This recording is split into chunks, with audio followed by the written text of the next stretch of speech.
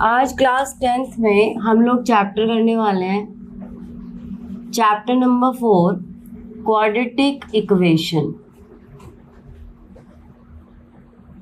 Quadratic equation, सबसे पहले ये जान लीजिए कि क्वाड्रेटिक इक्वेशन में इक्वेशन को फॉर्म कैसे करते हैं जिसकी डिग्री 2 होती है।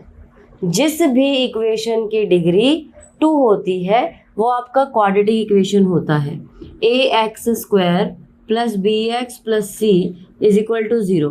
यहाँ माइनस भी हो सकता है, ठीक है। यहाँ पे हो सकता है इसकी वैल्यू 0 हो या इसकी वैल्यू 0 हो, ये अकेला हो, तो वो भी हमारा क्वाड्रेटिक इक्वेशन ही कहलाएगा, ठीक है।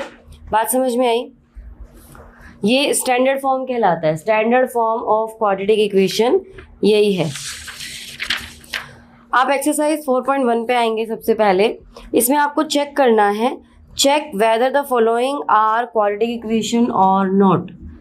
चेक करना है हमें क्या ये क्वाड्रेटिक इक्वेशन है या नहीं है। तो इसके लिए आपको जो यहाँ इक्वेशन दी हुई है इनको सॉल्व करना है थोरोली, मतलब नॉर्मली सॉल्व करना है जैसे आप करते आए हो किसी भी इक्वेशन को सॉल्व। लाइक मैं इसका क्वेश्चन नंबर 6 कर देती हूँ। हाँ, पार्ट 6 फर्स्ट का 6 पार्ट मैं आपको बता देती हूँ।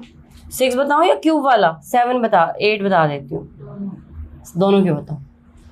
एक बताऊँगी मैं, 8 बता देती हूँ। x³ है ना इसमें, x³ minus 4x² minus x plus 1 is equal to x minus 2 का क्यूब, ठीक है। इसको सॉल्व करना है। आपके मैंने पहले भी वहाँ कहा हुआ है कि अलजेब्रिक जितनी भी आइडेंटिटीज़ हैं सब टिप्स पे रटी हुई होनी चाहिए, उसके बाद ही आप क्वेश्चन कर पाओगे।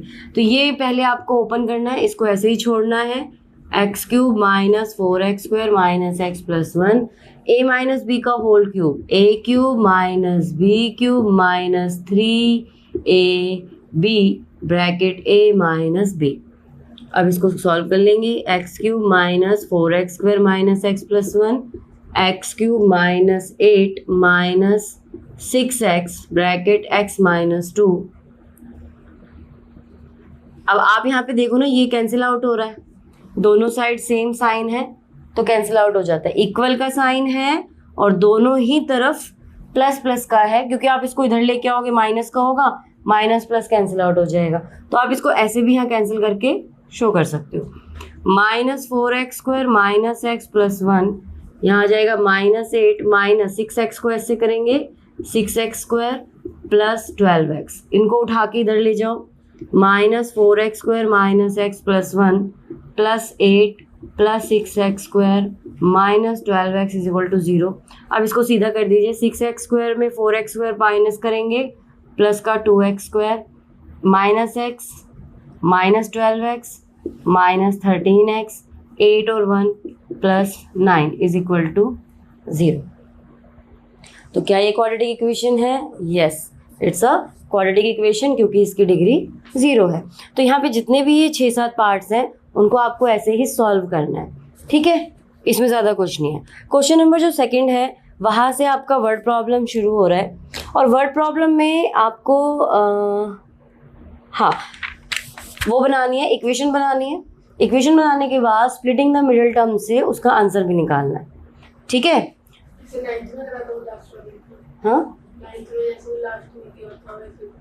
नहीं, 9th में कहा था ये सब? 9th में या पीछे इसमें लीनियर इक्वेशन में? लीनियर इक्वेशन में तो 2 वेरिएबल था, वहाँ पे आप 2 वेरिएबल लेके कर रहे थे, यहाँ पे आप 1 वेरिएबल लेके करेंगे, ठीक है। एक सिमिलर क्वेश्चन जो सारे बच्चों का होता है कि मैम जब पेपर में क्वेश्चन आएगा हमें कैसे पता रहेगा कि वो लीनियर इक्वेशन का है या क्वाड्रेटिक इक्वेशन का है? आपको नहीं पता रहेगा, वहाँ पे भी तो चैप्टर नहीं लिखा होता, आपकी मर्जी है आप। हाँ नहीं, लीनियर इक्वेशन इन 2 वेरिएबल में आप x और y मान के चलते हो। जैसे मान लीजिए 2 लोगों की एज है, आप x y मान लेते हो। यहाँ पे एक की एज दे रखी होगी, दूसरे की एज उससे 3 गुना 4 गुना 5 गुना उसके स्क्वायर से 2 मोर देन ऐसे करके दिया होगा, है ना। तुम्हारी मर्जी पे, पेपर में तुम्हारी मर्जी पे रहेगा, तुम उसमें 2 वेरिएबल मानो, तुम उसमें 1 वेरिएबल मानो, ठीक है। अब जैसे यहाँ पे क्वेश्चन नंबर 2 का फर्स्ट पार्ट है, the area of A rectangular plot. अब देखो ये एक रेक्टेंगुलर प्लॉट है मान लो, इसका एरिया हमें दिया हुआ है 528 सेंटीमीटर स्क्वायर। अब एरिया कैसे निकलता है रेक्टेंगुलर का? लेंथ इंटू ब्रेथ करके, right.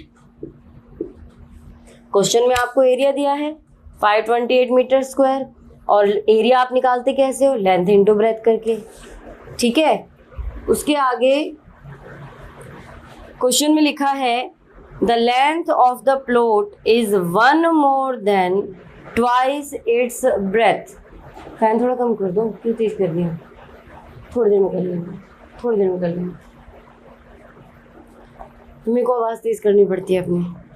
The length of the plot is, क्या कह रहे हैं कि length of the plot is one more than twice its breath.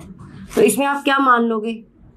Late assume breadth of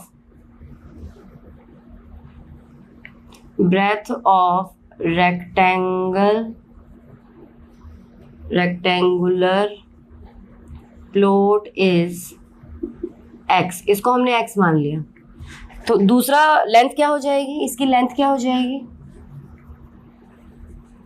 length क्या बोला है? उसकी ब्रेथ के ट्वाइस का। ब्रेथ कितना? x, उसका ट्वाइस 2x, उससे एक ज़्यादा यानी कि 2x + 1। इन दोनों को आप इंटू करोगे, x into 2x + 1 is equal to 528। x को इन दोनों से इंटू करेंगे, 2x² + x minus 528 is equal to 0।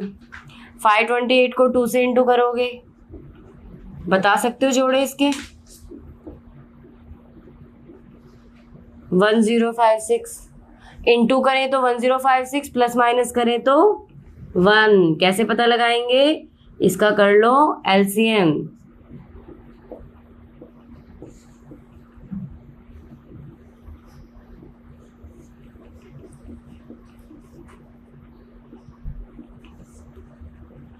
दो दूनी 4 दूनी 8 दूनी 16 दूनी 32, मिल गए 32 और 33, है ना। ऐसे अगर कर लोगे ना तो आपके लिए आसान हो जाएगा। मेरे यहाँ 33 आया, मैंने देखा यहाँ पे 2 5 बार है, तो मुझे अब इतना मल्टीप्लाई करते करते दिमाग में आ जाता है कि 2 की पावर 5 होगा तो वो होगा 32।